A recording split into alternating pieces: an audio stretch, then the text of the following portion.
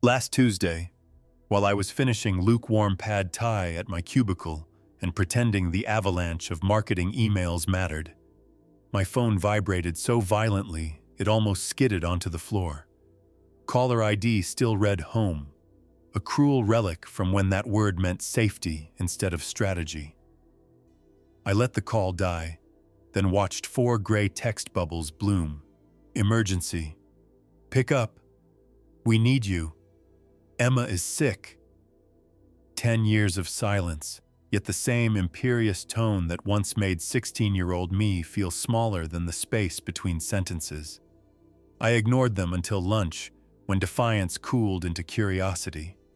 The moment I tapped call back, Mom answered on the first half ring. Her voice sounded brittle, every syllable balanced on a crack. She skipped greetings. Emma's kidneys are failing, she said. Dialysis started yesterday. Your father can't donate.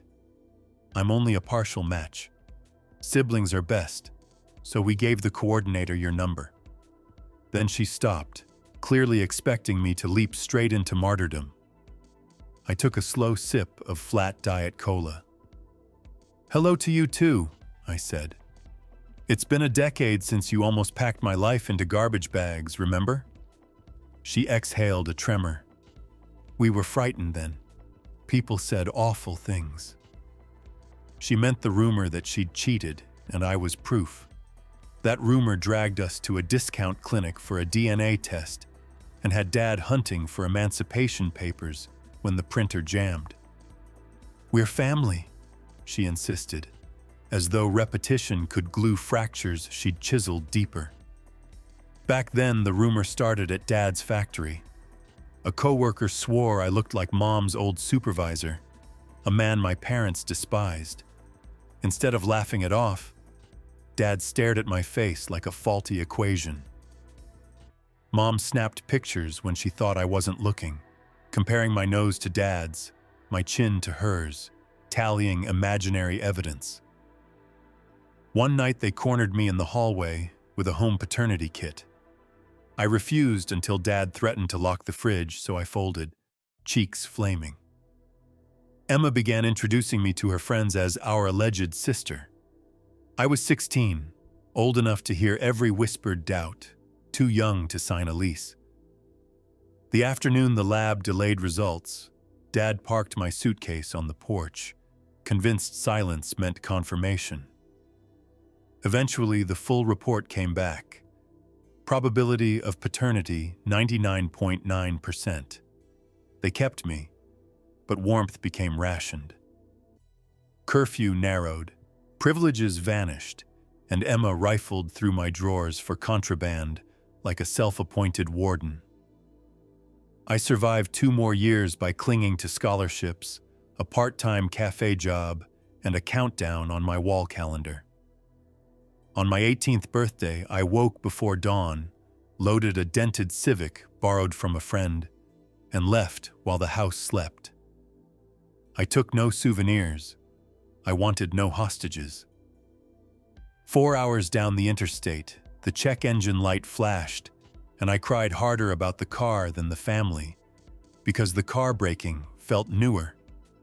I bounced between couches, finished a marketing degree, and learned that silence, when chosen, is peace. Now Mom was on the phone pretending the ledger had balanced itself. I told her I'd think, hung up, and spent the afternoon feeling ghost-limbed. Finally, against my therapist's best hypothetical advice, I agreed to visit. Morbid curiosity is still curiosity. The house hadn't changed except for a fresh coat of judgmental beige. Dad opened the door like a bellhop who hated his job, ushering me into the living room where Emma sat propped by cushions, a blanket hiding a hospital bracelet. Mom positioned herself beside the mantel as if practicing closing arguments. Dad launched into a rehearsed summary. Emma's diagnosis, transplant statistics, the shorter wait for living donors. Then he slid a manila envelope across the coffee table. Your preliminary labs look promising, he said. They'd accessed my medical information through the coordinator. You're the best match. I flipped through pages to buy time, mostly to calm my pulse. Halfway down the compatibility sheet, a footnote snagged my eye. Routine HLA analysis indicates tested sibling is not genetically related to listed father. The note applied to Emma, not me. Bureaucracy had printed the secret they meant to bury. I set the sheet down. Did anyone else read the paternity note? Dad's jaw flexed. Mom's hand hovered above the envelope, then retreated. Emma stared at her socks. Dad finally said, "Irrelevant. She is my daughter." The sentence reeked of instant forgiveness, the brand never offered to me. I laughed. 10 years ago, a rumor almost got me evicted, but a lab-verified mismatch for Emma is irrelevant. Dad's nostrils flared. Mom whispered, "We learned from our mistakes." I closed the folder. Not well enough. They pleaded, Emma cried. Dad invoked family duty. I said I needed reflection. I left with the envelope. In my car, I photographed every page, then drove to a diner and ordered bottomless coffee while mapping revenge. I didn't want Emma dead. I wanted scales balanced. Revenge had to be lawful, precise, and above all, undeniable, like the DNA note they tried to erase. Over the next week, I plotted. First, I texted Aunt Linda, the family's broadcast tower, attaching the screenshot with a single line. Thought you'd appreciate accurate gossip. Second, I drafted a Facebook post on a blank account, a factual timeline of being accused, the current kidney request, the documented paternity truth, and the double standard. Names blurred, dates exact. Third, I emailed HR at Dad's factory. Emma had been on his insurance. The mismatch implied fraud. I attached the lab letter and politely asked whether updated documentation was required. Finally, I scheduled the post for Friday evening, prime scrolling hour. When Friday hit, I watched the internet ignite. Aunt Linda's phone must have melted, because by Saturday my inbox overflowed with screenshots. Mom's Bible study friends quoting commandments about bearing false witness. Cousins forming group chats named Actual Relatives. Dad's coworker writing, "Bob preached integrity while cooking the books." HR emailed. Dad was on leave pending investigation.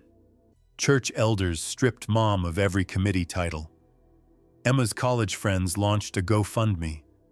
Donations stalled at $50 once people read the backstory. Mom called me 22 times in 2 days. I picked up on attempt 23. Her voice yo-yoed between pleading and scolding. She wanted me to retract misleading statements. I asked her to cite one sentence not backed by documents. She couldn't. She sobbed, asked if I would still test, said families survive worse. I reminded her she nearly made me homeless over a rumor. She said that was ancient history. Truth doesn't expire, I replied, then hung up. HR's audit concluded Dad knowingly listed a non-biological child on his plan for 19 years. He was fired, and the pension he bragged about lost company matching. Mom resigned from church roles to focus on Emma. They put the house on the market within weeks. Meanwhile, Emma's insurance lapsed, and hospital bills multiplied faster than creatinine. In December, Emma emailed me directly. The subject line read, "I'm truly sorry." She admitted orchestrating my teenage misery, planting vape pens, telling Mom I skipped classes, because she felt threatened by the possibility I wasn't Dad's. She'd learned about her own paternity months earlier when Mom secretly tested her, but kept silent, hoping a kidney would buy redemption. She ended with, "I understand if you hate me forever. If sharing my letters helps you heal, do it. I won't contest. I stared at the screen until it dimmed twice. Honesty arrived late, but at least it arrived without a request. Yet the thought of carving into my body for someone who watched me sob beside packed suitcases felt absurd. I archived the message. Weeks later, lying awake, I realized I wasn't angry anymore. I was finished. Revenge, contrary to every moral fable, tasted like cold water in desert heat. Reviving, not poisonous. A month later, Emma matched with an altruistic stranger through the National Registry. The surgery succeeded. Mom sent a final email. "We hope someday you forgive us." I didn't reply. Instead, I opened Reddit under a throwaway and posted the saga in R, true off my chest. The comments flooded with strangers validating the fear child me had swallowed. My favorite read, "You can't set yourself on fire to keep others warm." After reading that, I slept deeply, woke to a quiet apartment, cooked pancakes in my own kitchen, and felt safe under a roof I built myself, a roof that shelters instead of suffocates. Memory kept snapping at my heels while I drove back to the city, especially the night Dad nearly locked me outside for good. It was February, drywall cold to the touch. He called me into the kitchen where my suitcase sat like a waiting hearse. Mom stood by the sink twisting her wedding ring, eyes fixed on the window because looking at me hurt her narrative. "We can't afford to raise another man's mistake," Dad had said, voice flat as the laminate. I pointed out that nothing had been proven, and that even if I were an affair kid, I was still legally theirs. He responded by laying my birth certificate on the table and circling his name with a marker, insisting its ink did not bind his soul. The only thing that saved me was Pastor Collins driving over after Emma texted the parish prayer chain. The pastor asked whether Dad had ever read the parable of the lost sheep, then added that refusing shelter to a minor would look bad on the Monday police blotter.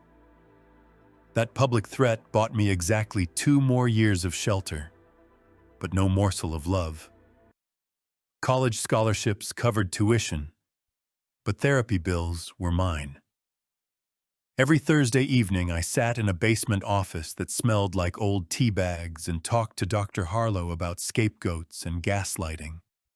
He once drew a diagram shaped like a set of gears, labeling one cog family narrative and another designated culprit.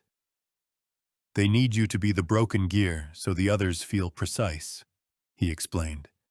I left that session understanding the assignment my parents had given me and the one I would later refuse. The insight didn't erase panic attacks, but it gave them subtitles I could read while they played. By graduation, I had learned to breathe through them, and more importantly, to breathe in apartments that required only my name on the lease. When the new DNA envelope landed on my lap 10 years later, those therapy notes turned into blueprints. I spent nights researching insurance statutes, taking pages of notes in the margins of a spiral notebook titled Balance. Fraud, I learned, hinges on knowingly presenting false information for financial gain, and intent can be inferred from duration. 19 years of premium deductions spoke volumes. I called a free legal hotline, confirmed that whistleblowers enjoy certain protections, and asked whether an adult child qualifies. The lawyer on duty said, "You bet. Document everything and stay factual." That phrase became my mantra. Stay factual, stay protected, stay sharp. The fallout at home metastasized faster than any tumor. Dad tried spinning the insurance issue as a clerical error, but HR already had my screenshots and a timeline laid out like criminal forensics. His supervisor, who once attended their Christmas parties, escorted him from the plant in view of the whole afternoon shift. Mom attempted damage control at church by framing Emma as an adopted blessing, a story that lasted until someone dug up Emma's birth announcement from the local paper. Neighbors who had praised their upright parenting now crossed the street to avoid colliding with the scandal. Emma's old friends stopped visiting, wary of being enlisted in organ harvest guilt trips. In 3 months, the family reputation went from porcelain pedestal to internet meme, and every shard had their fingerprints on it, not mine. People online kept asking whether ruining my own parents felt hollow. The honest answer is that it felt proportional. They lit the match a decade ago. I just pointed out where the gasoline was stored. During the worst of the chaos, I expected guilt to seep in under the door like smoke. Yet all I felt was a strange, humming relief. Not joy exactly, more like the body finally releasing a breath it had held so long the lungs forgot their purpose. After Emma's transplant, the National Registry sent me an automated email thanking me for having considered living donation. Irony tastes metallic. I archived it beside Emma's apology. She sent occasional updates, rejection episodes, new medications, cautious optimism. I replied once recommending a patient advocacy Facebook group, nothing more. Boundaries are easier to enforce when half the internet stands behind them clapping. The Reddit post exploded far beyond any audience I imagined. Within hours, it hit the site-wide front page. People who shared surnames with me messaged to ask if we were related. Strangers offered spare rooms. A nephrologist in Oregon wrote a 3-paragraph comment explaining why coerced donation increases post-surgical depression. I bookmarked that one for Emma, though I never sent it. Dad tried calling once after he lost the house, voice thick with whiskey and grievance. "How could you do this to your own blood?" he slurred. I reminded him that 10 years ago he would have kicked that same blood into foster care. He muttered something about forgiveness being God's department. I told him God could hire an accountant, then blocked the number. Mom pivoted to martyrdom. She posted Bible verses about prodigal children, carefully framing herself as the abandoned one. Screenshots reached me within minutes, seeing my experience reframed as her trial should have hurt. But instead, it felt predictable, like a rerun whose lines I knew by heart. Some readers asked whether I planned further retaliation. The truth is, revenge, unlike grief, has an off switch. My goal was equilibrium, not obliteration. Once the scales balanced, pressing harder felt like pushing a swing after it already stopped raining. So I let the story sit, pinned to my profile like a scar that finally closed. I did meet with a lawyer one last time, curious whether whistleblowers got any reward. He said sometimes, if fraudulent medical claims exceed a threshold. In our case, the company settled quietly, and if a bonus existed, it would go to the government, not me. I shrugged.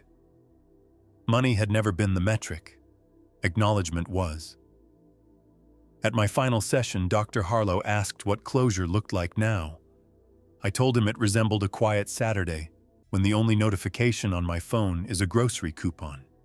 He smiled, reminded me that peace can be ordinary, and wrote, "Terminated with success," across my file.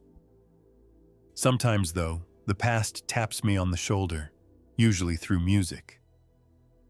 Last month, a 90s playlist shuffled to the song Dad used to play on Saturday mornings while we did chores. For a second, I was back in that kitchen, vinegar smell in the air, Mom humming, Dad pretending we were a sitcom family.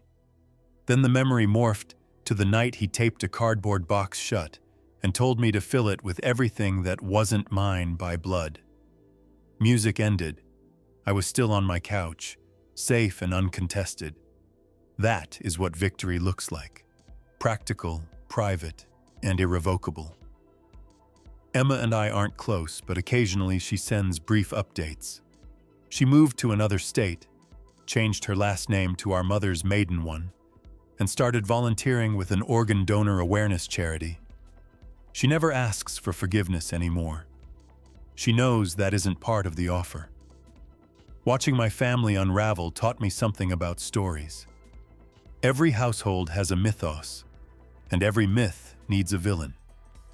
If the designated villain walks away, the story collapses under its own unrevised weight. My parents had options: rewrite the myth or chase me with it. They chose the chase. When truth caught up, the narrative shattered, and they still tried to hand me the broom. The double standard that started all of this still fascinates me. When they thought I was an affair child, they considered it righteous to exile me. When Emma proved she was, suddenly biology took a back seat to unconditional love. The only variable was choice. I hadn't chosen my DNA, but Emma had chosen silence. Forgiveness, it seems, is cheaper when the offender can reciprocate affection. Tonight, as I finish writing this, the apartment is quiet except for the hum of the refrigerator I paid for, stocked with food I bought, in a home nobody can exile me from. Outside, the city thrums, indifferent and therefore merciful. I don't know whether Dad still drinks or whether Mom still polishes that battered wedding ring. I don't need to know. Their redemption, if it exists, is between them and whatever higher power handles quality control. Mine is here, measurable in calm breaths and locked doors that open when I say so. Independence is not glamorous, but it is addicting. On Sundays, I balance my budget, allocate funds to a guilt-free category labeled whatever I want, and smile because nobody can audit it. I sign holiday cards for friends found family, never relatives by blood.